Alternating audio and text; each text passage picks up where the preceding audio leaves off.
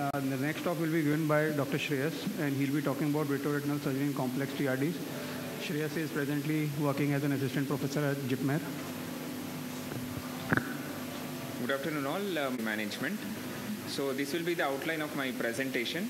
So when should you operate tractional cases in proliferative retinopathies?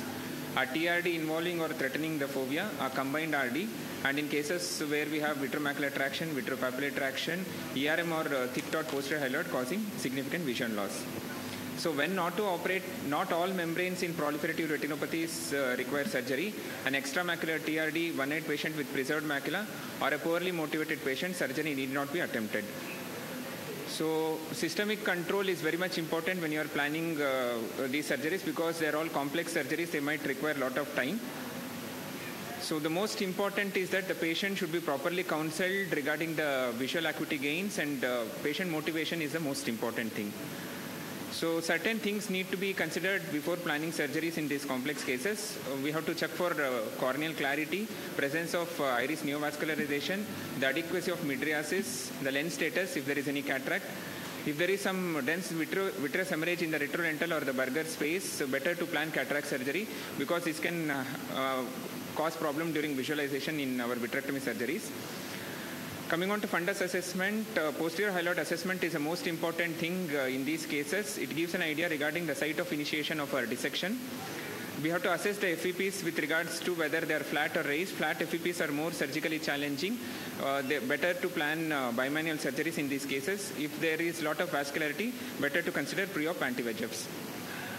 If there is a convex or bullous configuration, presence of fixed folds or subretinal bands and subretinal bleed, these are pointers towards combined RD. And if the RD is extending beyond equator, it is better to support with belt and buckle. So if there is presence of sclerosed vessels and disqualor, it carries post-op poor visual gain, and this has to be explained to the patient. So coming to few ancillary investigation. So OCT is extremely useful when we have a clear media to assess the vitreoretinal anatomy. A horizontal multiraster scan through the disc and macula can visualize, can give details of both disc and macula.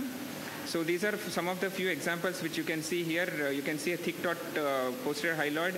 You can see presence of multifocal vitreomacular traction, presence of neurosensory detachment, or the macula is detached in this case. In this case, you can see there is SHREYAS around the disc, as well as the disc is lifted up.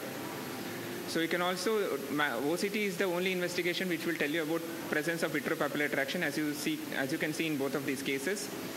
Ultrasound B-scan is very much essential in these cases. It is useful with dense media opacities. Even in clear media cases, it helps us to understand regarding the posterior hyaloid status and presence of traction, whether it is tent-shaped, which suggests it's a focal traction, or a tabletop, which suggests that it's a broad traction. So surgical goals will be clearing the media, relieving the traction, and to regress the FEP, we have to do endolaser. So first we have to understand surgical anatomy before planning surgeries in these cases.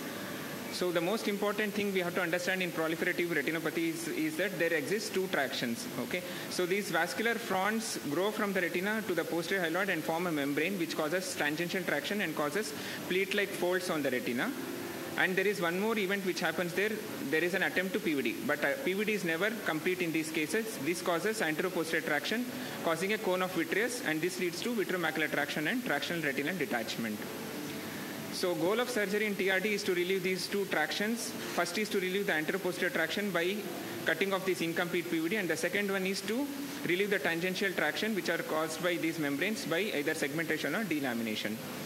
So coming on to basic steps of surgery in TRD, most of the steps are common to other types of VR surgeries, but the two steps which are important here is relieving the anteroposterior traction and dealing with the tangential traction. So coming on to dealing with the AP traction, we have to first identify the areas of hyaloid separation. Sometimes you can get a gap in the hyaloid, otherwise we have to create it. Then we have to go circumferentially to truncate that cone which I already discussed. So that first we take care of the anteroposterior traction.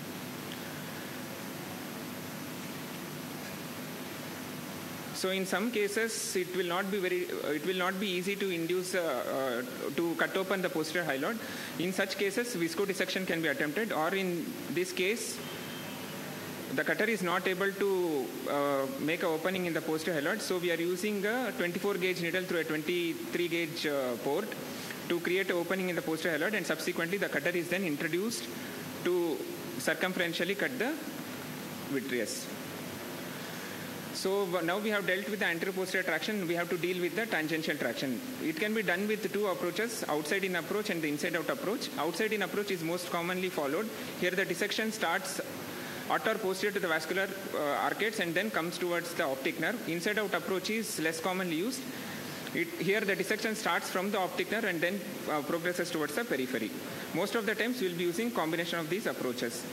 As you can see in this picture, the dissection is starting from vascular arcades and then progressing towards the disc. This is an outside-in approach. So coming on to techniques of membrane dissection, we have commonly used techniques, segmentation, delamination, and less commonly used en bloc technique. What happens in segmentation? Here the membranes are cut into smaller islands. It can be done both with the cutter as well as with scissors. Cutters are most commonly used where we don't have any space to access these membranes. So as you can see here, most of the things can be dealt with the cutter itself. When we don't get space, we can actually introduce one of the blades of the cutter beneath the membrane and then segment the membranes. So delamination involves complete removal of the membranes from the retinal surface. It can also be done both with the cutters as well as with the scissors. There are various techniques of cutter delamination. The first one we see here is most commonly used, the fold back technique. So here the cutter is placed above the membrane and vacuum is used to separate the membranes and then cut. It is useful for loose membranes as you can see in this case. So the next technique is the lift and shave technique. This is used for densely adherent membranes. Here the cutter edge is placed under the membranes, space is created, the membranes are gently lifted up and then cut.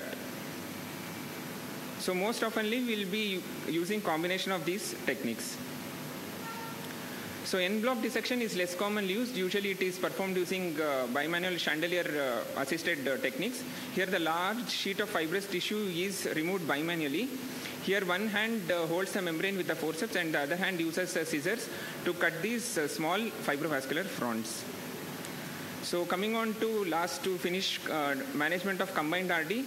Combined RDs, the procedure will be the same. First we have to deal with the anterior-posterior traction. So as you can see here, we are going all around to cut that cone of vitreous traction which is created by the vitreous, partially detached vitreous. Then segmentation of these membranes are done. So careful peripheral vitrectomy has to be done in these cases, especially if there is associated PVR. The membranes are then segmented. Here there is a tendency for us to aspirate SRF, but this has to be dealt only at the end. So sometimes you can have iatrogenic breaks, but that will not deter our surgical outcomes. That even it sometimes can actually help to relieve the traction.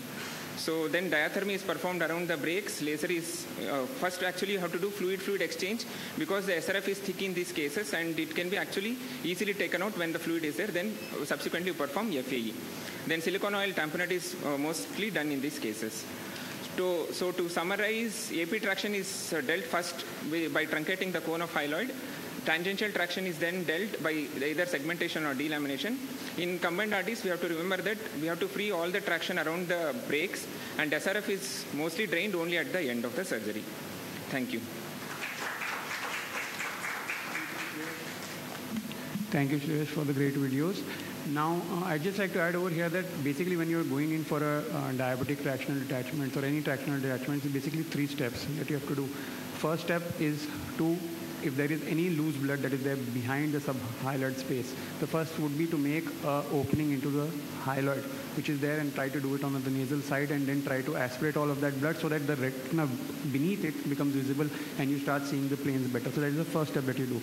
Once you've made a opening in the hyaloid, then you can make it 360 degrees so that now it is totally separated from the anterior to the posterior portion. Then you go straight to the disc and try to delineate the disc, and the plane that you will find will be mostly between the fovea and the disc is where the plane will be. And once you insinuate your cutter is a very good instrument for all these surgeries, and you can simply just make an opening. If it's not coming with a cutter, you can probably just pick on it with your ILM or engrasping forceps, make an opening, delineate the disc, and then you can go to the arcades and try to do segmentation.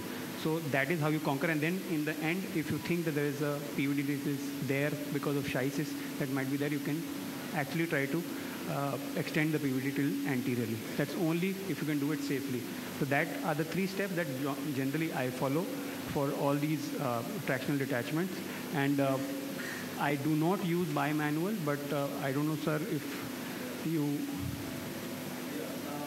good points, I think one thing I like to say is especially diabetic vitrectomy is one of the reasons for PVR and failure is residual vitreous. So I go in always early as a rule of thumb, use tricot, because very often, even sometimes when you have a clean removal, when you stain again, you'll be surprised to find some islands there. So vitreoretinal is something which is there, especially if the diabetic is chronic, and most of us see that.